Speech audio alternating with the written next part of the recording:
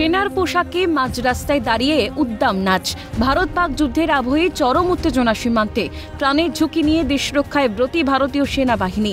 তখন সেনার পোশাকে দুই যুবতীর নাচের রিলস সোশ্যাল মিডিয়ায় ভাইরাল। আর ভাইরাল হতেই নিন্দার ঝড়।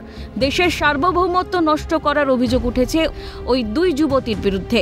আইনের আওতায় এনে কঠোর শাস্তির দাবি জানিয়ে বনগাঁ সাইবার ক্রাইম থানায় লিখিত অভিযোগ দায়ের করেছেন এক প্রাক্তন সেনাকর্মী।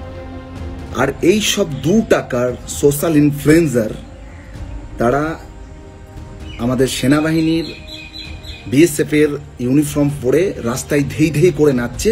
এটা হচ্ছে অপমান।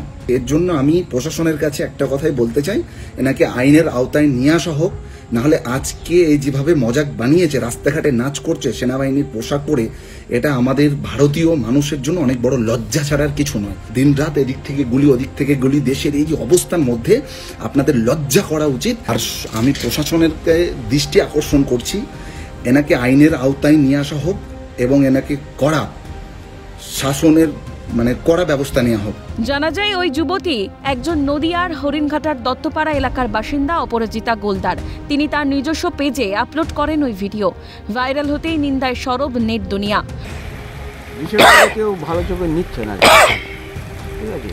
যেহেতু আমাদের একটা দেশের জওয়ানদের একটা পোশাক নিয়ে উনি যে একটা নিম্নস্তরের জায়গায় গিয়ে উনি ব্যবহার করে, যেহেতু সরকার তরফ থেকে একটা ব্যান করা আছে, আমাদের দৃষ্টিভঙ্গিতে দেখতে গেলে খুব খারাপ হয়ে যায়। এটা অত্যন্ত নিন্দনীয়। কেন্দ্রীয় স্বরাষ্ট্র মন্ত্রকের নির্দেশ থাকা সত্ত্বেও এই সাহস তারা পেল কিভাবে?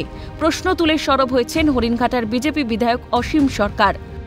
এটা অত্যন্ত নিন্দনীয়। আমার ঘরের মেয়ে বা আমার ঘরের নিজের ঘরের বোন হলেও অন্যায়কে আমি অন্যায় বলতাম।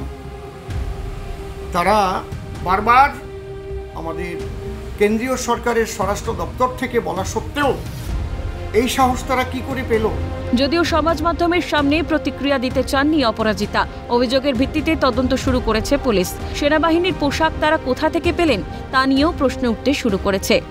সুবীর দাসের রিপোর্ট, ক্যালকাটা নিউজ।